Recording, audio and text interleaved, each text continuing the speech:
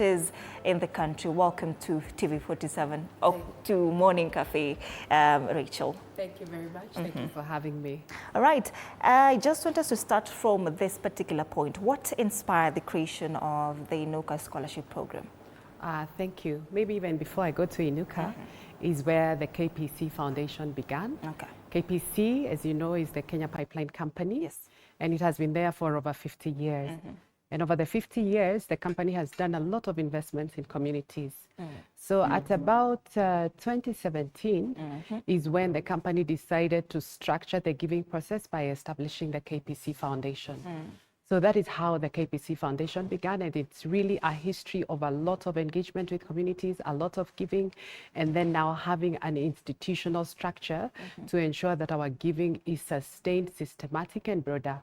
So we were established in 2017, and initially we were a department within KPC, but later we were fully registered as a trust, and this allows us really to do larger programs, partner with more people, not only rely on KPC to finance our program. And so being a trust has been a very key step. So within that is where we began the INUKA scholarship program.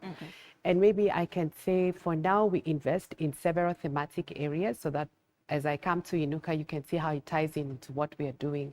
So we support environment programs, of course, being that we are in the space of fuels, understanding the kind of climate change issues. We support a lot of economic empowerment programs.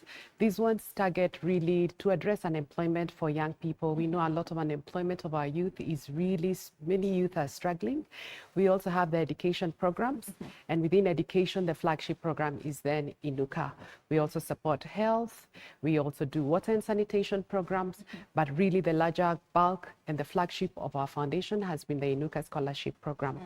So the INUKA scholarship program targets students with disability, and it began as a secondary scholarship program, which began very well. We have over 745 students who have benefited in the program.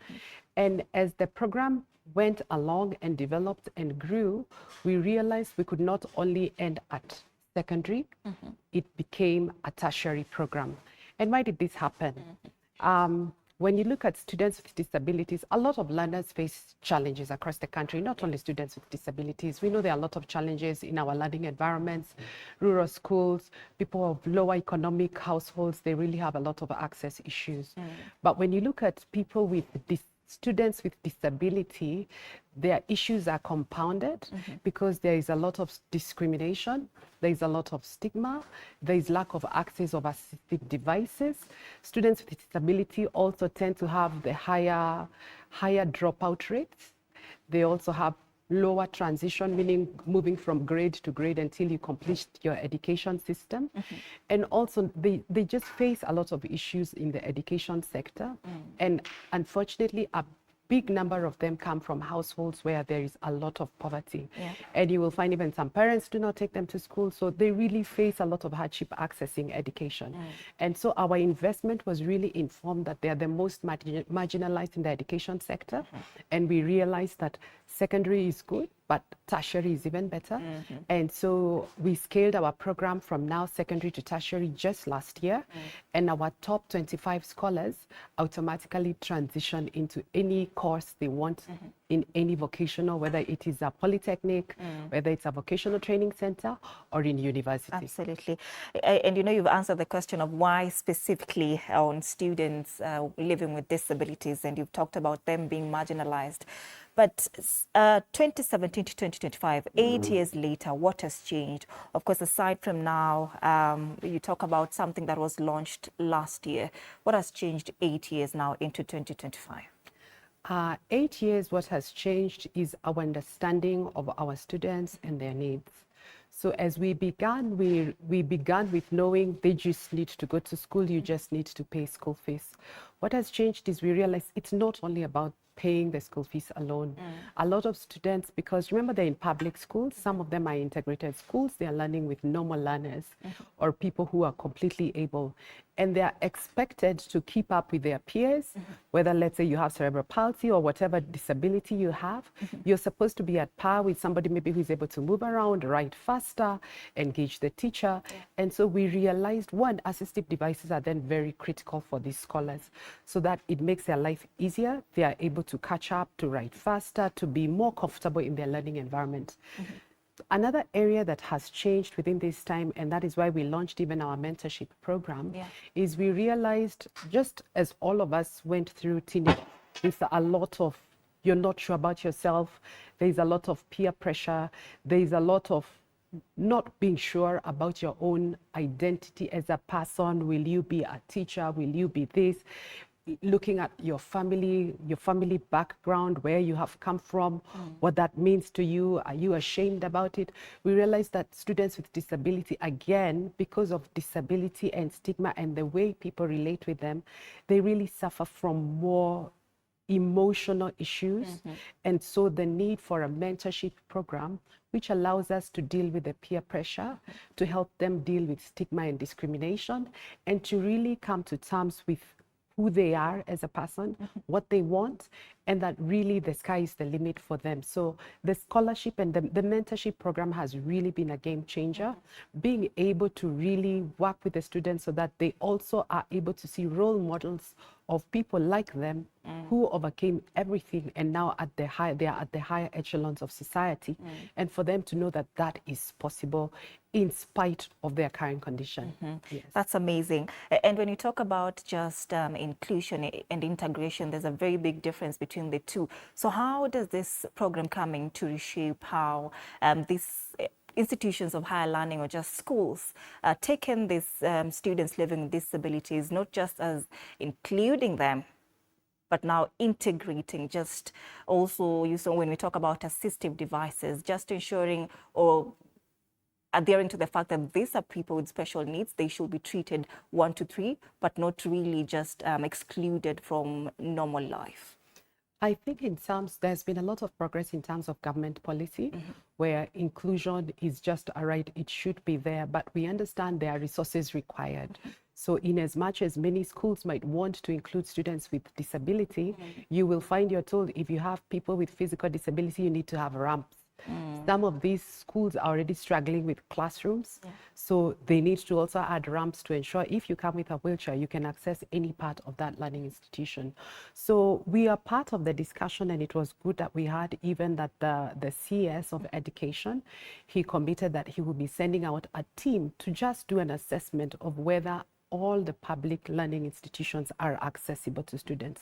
I think that is a step forward in terms of the way we are engaging with the stakeholders in the area, bringing attention to the issues the learners face so that everyone, every stakeholder in the system, whether it's government, whether it's the school, whether you're a contractor, it is for you to also have in mind that not everyone who will be using the facility is able to walk. They may be using a wheelchair, they may be blind, they may require assistance. So it's for all of us and all the stakeholders in the sector to work together to ensure that facilities, the teachers, the curriculum, whether it is even the signing language, all those are available for all learners. So it is a process, but I believe the country has gone far, and there are lots of good policies, but I think more investments need to go into those policies so that they can be actualized. Yes. Maybe what are the gaps that you are seeing there now that you're talking about policies that needs to be there to just ensure that this is actualized? But aside from that, what are the gaps that you're seeing that exist in terms of ensuring inclusion for these students living with disabilities? I think the whole gap starts at, as I said, you will find that a lot of learners who come like from poor households don't even make it to school. So already, like, by not having an education, somebody has already been excluded in some level from the economy. There is a lot of stigma where people still hide their children with disabilities. So even them being out there, being seen, being part of the society, it is still a gap where even as parents, there's some work required for all of us to address the issue of stigma, for all of us to address the issue of discrimination, so that even that parent who is not taking their child to primary school, which is free for them to get the courage to take their child to school. So I think there's a lot more work that needs to be done on stigma and discrimination at family level, at society level, at a national level. I also believe we need to lead by example in terms of ensuring the quotas that have been set aside for people with disability are met. And that will be met if we also ensure they go through the education process. They also go through the various trainings required for them to then eventually access those jobs. So I think it really starts from far right from the household, ensuring as a parent, you must take your child to school. You must let them go through the education process, because you know education is the equalizer. So once they're educated, they're in a better place than the child who is just left at home, does not go to school, and is just disabled, and really life is left to really struggle. So I think it starts from the family, society issues. We need to also ensure both private and public sector, we are talking. We are walking the talk. We're just not talking, we are living it, and ensuring that in our workplaces, in our management, in our leadership, in our boards, in our national leadership, we have inclusion across the board, so that that can be a norm, and so that would sustain that change that is required and address those gaps and ensure stakeholders really participate adequately. So how are these parents or guardians being empowered to just also be part of the journey, the education journey of their students living with disabilities, that in as much as you are empowering their children, they are also empowered to know that, well, my child deserves this. Now that he or she gets this at school, then I should also have this at home. How are they being empowered? A lot of the empowerment, especially when we work with partners, we are partners with them in the education for the child. So there is a lot of engagement with the parent, even to also understand, because sometimes even as we're doing mentorship, the parent has more time with the child and understands what is ailing or what is stressing the child. And so they are our partners in the program. But of course, our program does not reach all the parents who are out there. That is why we are working with other partners, including the National Council for Persons with Disability, who have now a real grassroots approach. They are across the country, everywhere with their officers, and they do a lot of sensitization. They do a lot of mobilization. They also register and mobilize parents to bring their children for registration. Because one of the key takeaways from the entire process of working with persons with disability, you need to register at the National Council of Persons with Disabilities, because there are so many benefits. There are so many policies that are there for people with disability, but your registration and recognition by government as a person with disability is the entry point for you to access all these benefits that are out there. So one of the key takeouts also we'd want with parents is to ensure that they go and register, because with that registration process, it allows the scholarships that they benefit. There are many scholarships also at the National Council for people with persons with disabilities. Even if you're a parent with disability, because you do find some places a parent is disabled, the children are disabled. If you have a business, you're able to be financed again. You also get tax relief as a person with disability who is registered. So the bigger push would be the registration of somebody who is with a disability at the National Council, because that opens the gateway for all the resources, all the policies, all the programs that are already in place by the government and other stakeholders. So the registration is then a key and important activity, and that is available locally at your county offices. So have there been any instances where people with disabilities, these students, have missed out on opportunities that you are giving as the INUKA scholarship program because of maybe they did not register with the National Councils for Disabilities? Now that disability data in Kenya is often outdated or maybe just generalized. So has there been instances where these guys or these students have missed out on opportunities that you're giving? The ones on our program, I wouldn't, because one of the things we do is once you're on our program, we also ensure and work with our partners for you to be registered. For instance, in our recent mentorship program where we were at KPC and working with the National Council, you come, you're assessed, and you're given your registration number. So once you're on our program, it is easy, but I know if somebody is not if you're not active to do the registration yourself and you want already registered people, it means the person with disability who is not registered might not benefit from that initiative. So, and not all partners might begin from registration to engagement, but for ourselves, because of the long relationship we've had with the agencies, we are able to understand they were not registered, they are going to be assessed, they are going to be registered, and thereafter it becomes easier for them and for their parents and for them to access benefits as a person with disability in the country. Yes. So maybe the question that people or maybe somebody watching might want to understand or know is, what is the selection criteria for beneficiaries? Now, how does the INUKA program define potential just beyond the grades, you know, when selecting beneficiaries for this program? Okay, thank you. So for our INUKA program, it's a national program. Every year we select 2 students from each county, a boy and a girl. The most important criteria, you must be a person with disability. So that is one of the criteria which you have to. 2, you have to be competitive. So you have to be the best among yourselves. But also the other third one is we prefer the scholarship goes to the person who's most needy. So out of that lot, there is also some evaluation on, do you come from a household that really needs this support? So those are the key 3 things I would say that are critical during the evaluation process of who gets the scholarship. And so how it runs is towards the end of the year, we will make announcements which will be on media in terms of that the scholarship process is now open. The forms are available with ourselves on our websites, on our handles, and they're also available with some of our partners like the National Council. You then see the process that we have laid out in terms of when you take the form, you have the instructions of how you apply on the form, the kind of documentation you need, and the kind of evidence you need to attach on the form. And then within the same instructions, we tell you when we'll be doing the interviews for each county. So the dates are already set out there. We do the vetting. So we initially look at the documentation, and then the applicants come and they sit within a panel.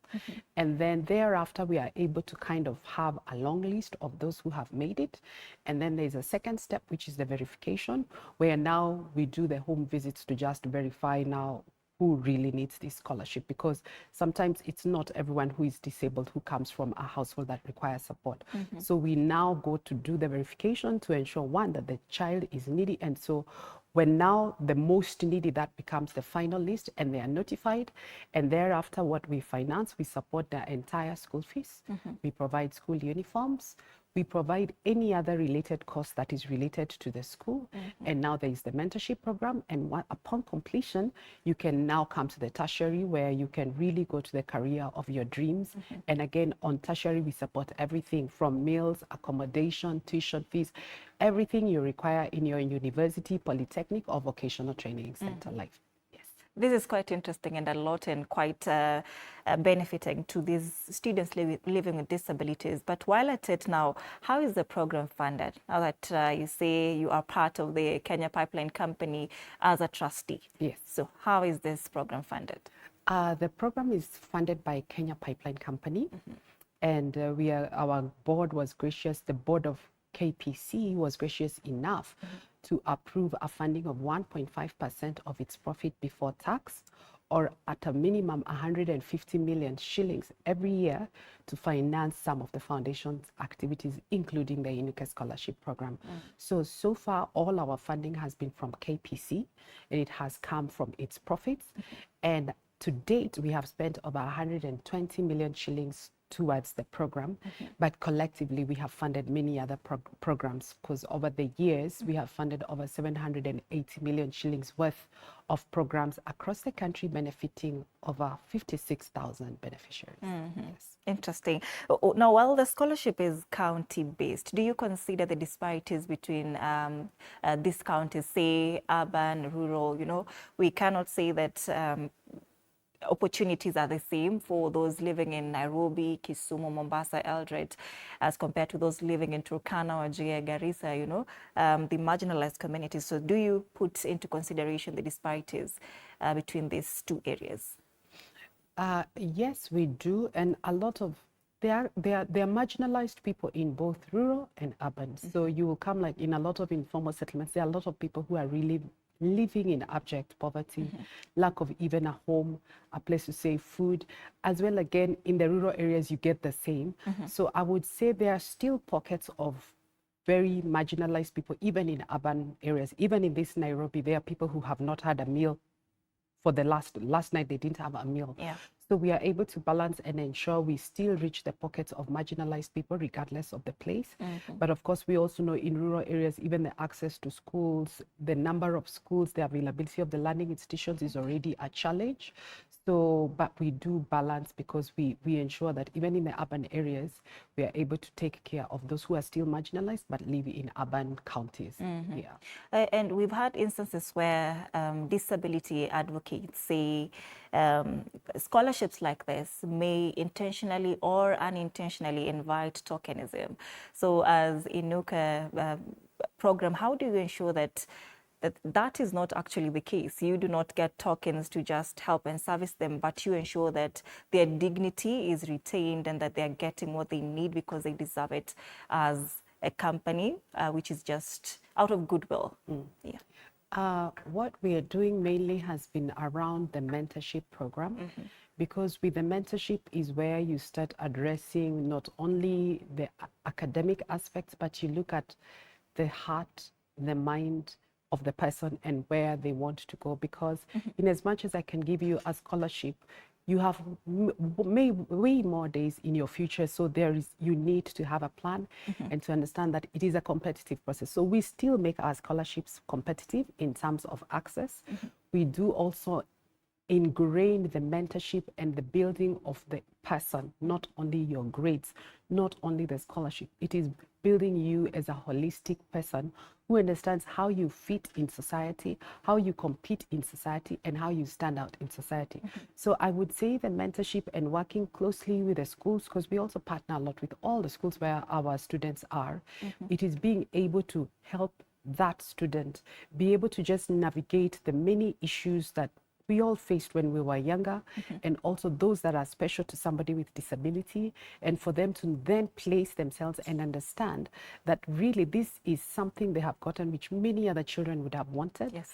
And so it is a gift they need to treat well and to know that this is their way to kind of change their life, change their families, and be the change makers the country needs. Yeah. So after the end of this program, as INUKA Scholarship Program, do you track the progress of these students, say those who got employed, those who never got jobs, how they're doing in life? Do you make such advancements? Yes, we are in the process of doing some of that now, because it is when some of them are clearing their tertiary, because they have still been kind of in their high school or in the tertiary section.